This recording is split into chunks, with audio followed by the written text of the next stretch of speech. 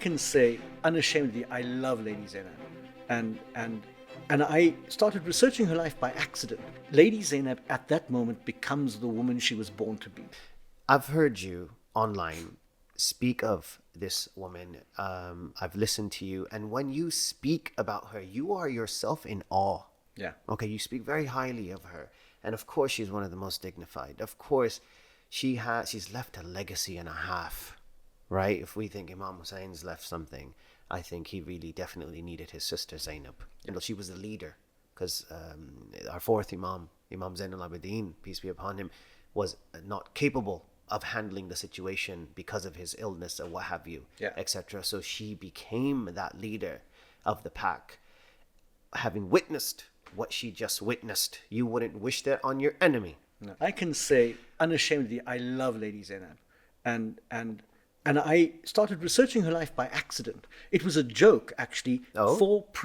Four Catholic priests sitting around a table complaining about Muslims and saying, why don't they write any books about the woman? Right. You know, there's no book about Lady Khadija. No biography exists. And I'd already produced something on Lady Fatima. So we said, okay, each of us is going to take a female personality in Islam and write a book. They were joking. I thought they were serious. So I began working on the life of Lady Zainab. So they said yes to you. They They're said, like, yes, we're all going to do Chris, this. Go for it. No, they said, we're all going to do this. And I said, okay, I'm taking Zainab because I've come across her reading the life of Lady Fatima. I'm going to write about Zainab because nobody else has really written much about her. You guys can take who you want. This was a big joke to them. And 2 years later, I came to the table with this beautiful book. And I said, they said, what's this? I said, it's the book we all agreed to write. Remember that one night? We said we were joking. We weren't serious. So she leaves for Karbala with her brother and the companions, all of them together. Sure. Her husband doesn't go with her. He stays at home and looks after two of the children, and two of them accompanied her to Karbala and died on the field. Okay. So I'm not convinced that Lady Zainab knew that this was the end. I think she knew absolutely that her brother was going to be martyred.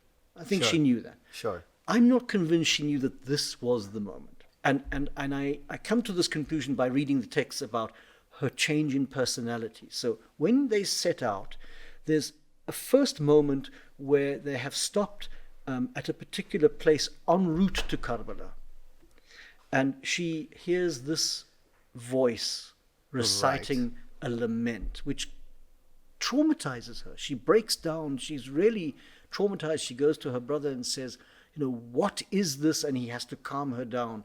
And it's a lament which isn't nearly as dramatic as the one she's going to hear later on. But it's the beginnings of her understanding that something bad is going to happen. So she has this first moment where she hears a voice singing on the air some poem, some lament, and it upsets her. And she goes to her brother and says, what does this mean? And he calms her down and explains to her that they're on this journey. But you pick up that psychologically she's beginning to awaken to the fact that this is something quite grave. Yes, yes. Then on the night before Karbala, Al-Husain is sitting with his legs tucked up in his seat, on his chair, outside his tent. Some people say he was cleaning his sword. Actually, he wasn't. He was sleeping. Because he has a dream. And he has a dream of his grandfather. Right. Who says, you are coming to us. When you say day before Karbala, this is the night. The night day before Ashura. Yeah, the night of the 9th. Eve, okay. So he's sitting outside his tent, ostensibly preparing his sword for battle, the texts say, but in fact he dozes off. And he has this dream of his grandfather, who basically says, you are coming to join us. Sure. And when he relates this dream, he wakes up and relates to her Lady Zainab. She breaks down. She's absolutely horrified. She said, I've lost my mother, I've lost my father, I've lost my brother, now I'm going to lose you as well. She's distraught by this. So I don't like this picture of this heroic woman who doesn't have emotion. That's a terrible picture. She was a real woman who had real emotions that any wife or mother would have. So on the night of the battle, you have a woman who is traumatized and panicky and anxious. The next mention of Lady Zainab in the Sunni text is that she walked out of her tent in the middle of the battle after the death of Ali al-Akbar, and she looked like the sun rising. That's what Ibn Sa'd says. She looked like the sun rising. So is that when she kind of So- acknowledged and took upon that role? That means for me that there's been a transformation Transformation. Okay. of some sort. Suddenly she has realized what's happening, she's accepted her role and that this is ordained by God, and she strides out of her tent into the middle of the battlefield at the death of her nephew, Ali al-Akbar, to lament his death. But she is described as looking like the rising sun as she comes out of her tent by Sunni authors. Because people say, who is this? And they say, that's Lady Zainab, that's Zainab. So there's been a psychological shift, I think, and Lady Zainab at that moment becomes the woman she was born to be. She then emerges a further 2 times from her tent, one time to try and stop a little boy, we'll talk about him, running off to fight, Sure. and she can't stop him, he's faster than she is, and then a second time to challenge the killers of her brother as they're killing him. Challenge in what way? She basically stands in front of them and says, is there not a single Muslim among you? Sure. And we're told that Try to wake them up. Well, that Umar, who was the leader of the army, that he burst into tears and turned his face away. The only person who's not affected, of course, is Shimr, but that's because Shimr has a certain psychology himself, which is not going to be affected by the sorrow of a woman, I don't think. So she these confronts hardened criminals. the men who are actually killing her brother and challenges their Islamic faith.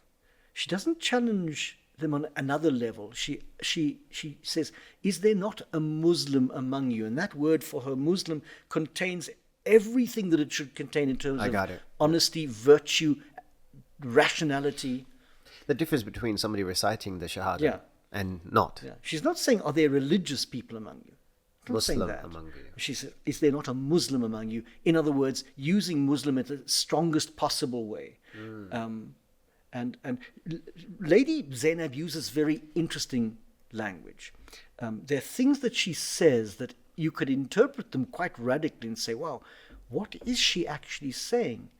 There's, in the course of her attack against Yazid, her final protest, she basically says that the murder of Hussein is a more serious sin than shirk.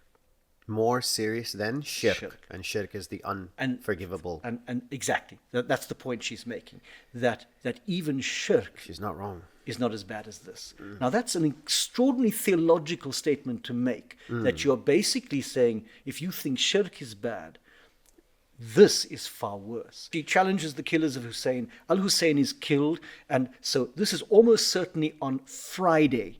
Okay. The 10th is a Friday. Sure. In some texts it's a Saturday. I think that's wrong. I think it's a Friday. Sure.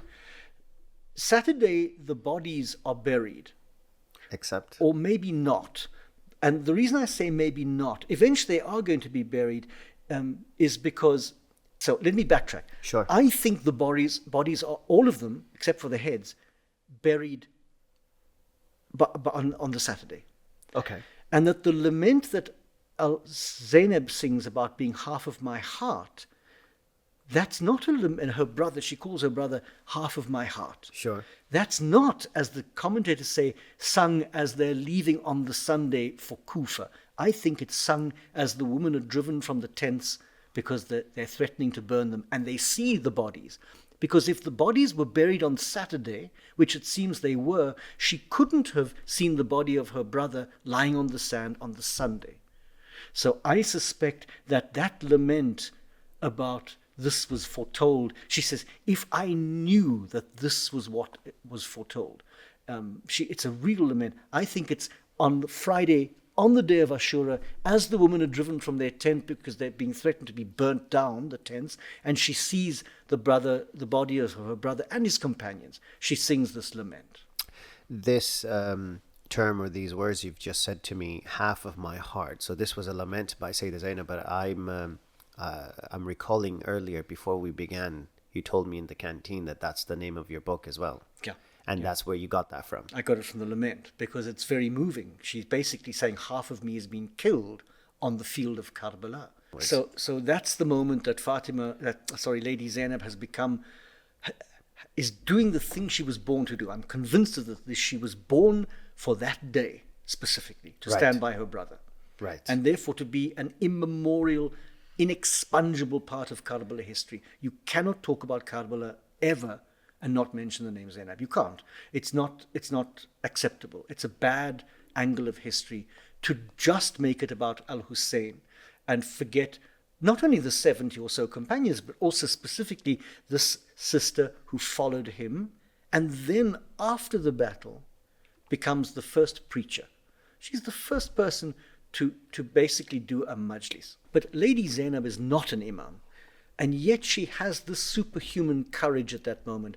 We have to agree that this is a gift from God. Absolutely. That she's not just naturally brave. Very few people are naturally brave. We're naturally brave when we're far from danger. But when we're close to danger, we're inclined to become a little more cowardly. Sure.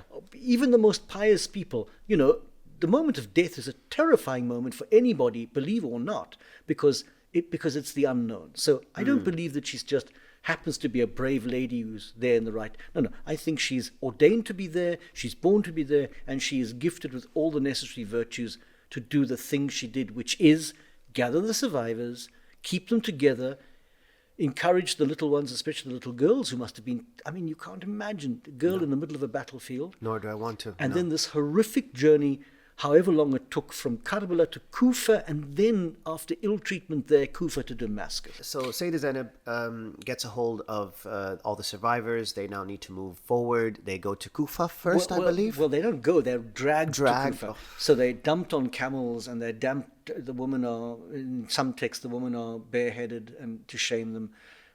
But we don't know how long the journey is. It's very hard because there are two journeys. There are the journey of the heads, which is a separate journey at times, and then there's the journey of the survivors. And I think in some texts the heads arrive first and then the survivors, and in other texts the survivors arrive and then the heads. So that was a different sort of set of horses, for example, that were carrying the heads, and they just went forward. And there's a whole story about the heads, which is in itself fascinating. Sure. So these women and children are taken by the enemy army, by enemy soldiers, escorted by enemy soldiers, quite possibly bareheaded, quite possibly in very rough conditions, from Karbala to the court of Ziyad. But in the court of Ziyad, the survivors are brought in. Lady Zainab is dressed in a very shabby clothing, but she's got some servants with her, and she goes and sits down, and that really irritates Yazid.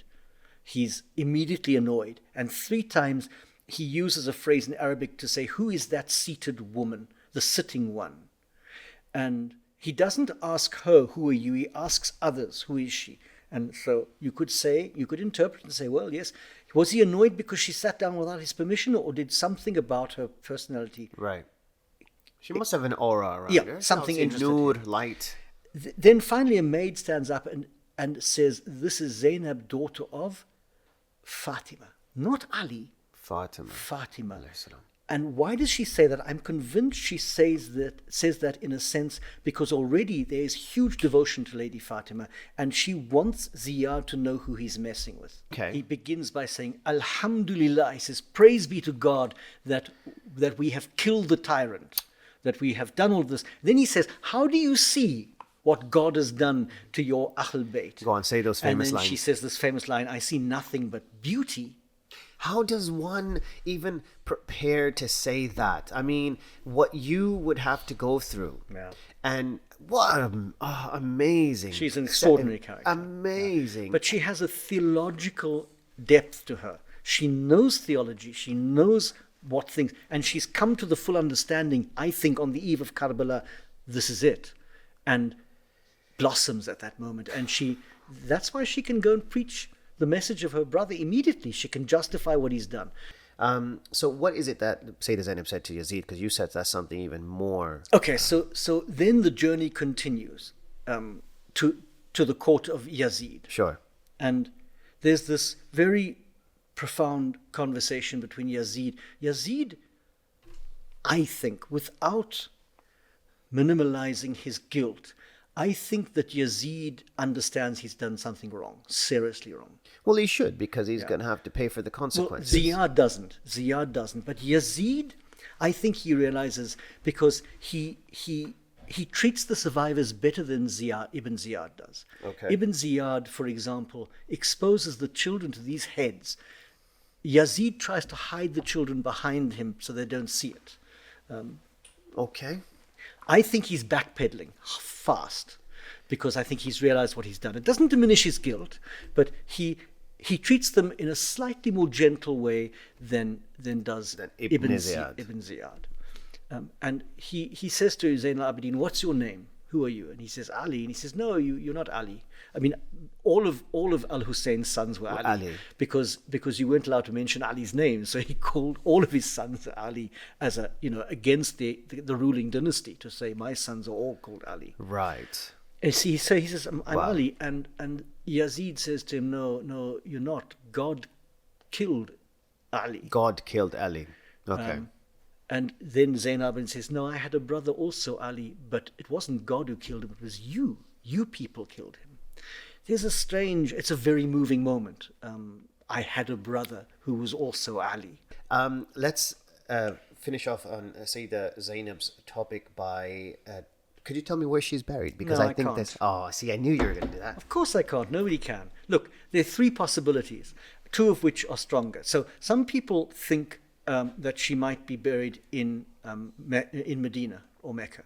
No, that's unlikely. It's unlikely. Okay, so that's that is one angle, Yeah, take but that that's one. unlikely according to your research. So Okay. the most popular answer is, of course, near Damascus, in and around Damascus. Her current shrine. Yeah, Yes, well, around one of her current shrines, because there's also a shrine in Cairo.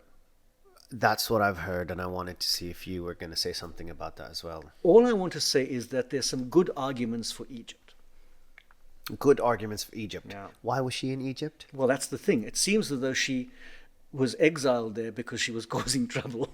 Well, she was... With her sermons and with her lectures. Exactly. And she was well received in Egypt. She was given a place to live. The governor of Egypt received her quite well, looked after her. There she, I think, grew ill. Some people say she had an accident. I'm not so sure about that. I think that she just, like Lady Fatima years before, she just grew tired and ill. She would have been in her early 60s or her late 50s. But that makes sense, though, when it comes to Sayyidah Zainab. Look at her age, but Lady Fatima, 19-ish, already a strong, abled woman, for example.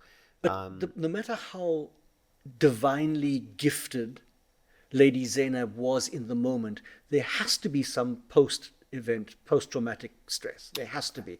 Of looking back and realizing what you've seen. She's a human. She's a mother and a wife, and so it looks as though she ended her days about a year after Karbala. She dies. So from your examination, you feel it's a 50-50 draw between Cairo and Damascus? I'm nervous now, and I don't want to say percentages. Because I know that Damascus is the popular option, and I know the shrine there is. I've got pictures of it. It's beautiful. Have you? So you haven't been? I haven't been, not yet. Bucket list again. Bucket list, sure.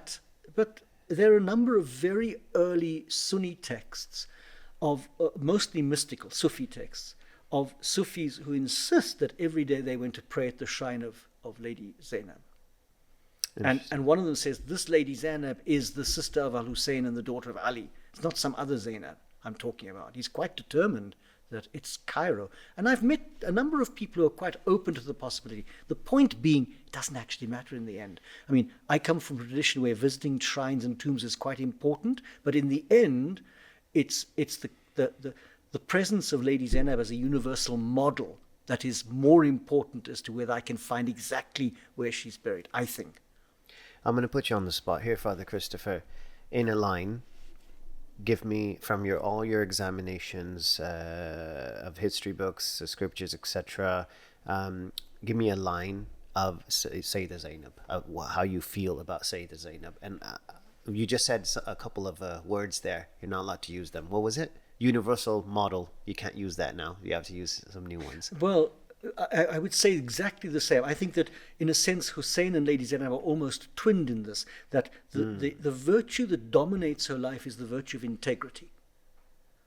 That's the virtue. Sure. If you are a person of integrity, all the other virtues have to be there, of course, because you're a person of integrity. And I think that Lady Zainab was a woman who did what she said. She knew what she believed, she said what she believed, and she did what she believed. And now that's a simple way of describing a very complex life. But I think that she's that primarily. She is a believing woman who is convinced of the truth, and nothing will stop her from being part of that story, but also of speaking the truth, not truths, political or religious, the truth to the enemies of her brother and to anyone who will listen to her. I think integrity is one of the big things missing from the world.